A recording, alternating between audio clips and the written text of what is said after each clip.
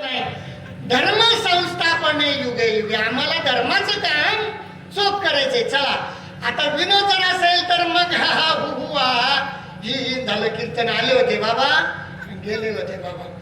आता पहिला मेन मुद्दा, काय कारणाने या ठिकाणी आपण कीर्तनासाठी आलो जमलो हे आपण बघणार आहोत.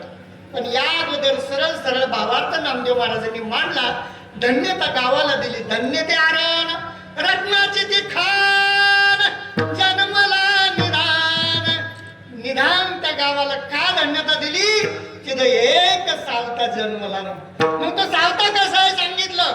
सावता सागर प्रेमाचा सागर का ढांगड धिंगा. सागर कसा आहे? प्रेमाचा आहे. सावता कसा आहे?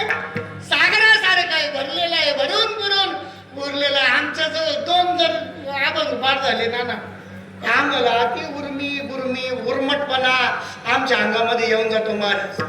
पण ऐका किती सागरासारखं ज्ञान होतं आणि नवे नवे भगवंताला आपल्याकडं खिचण्याची ताकद होती.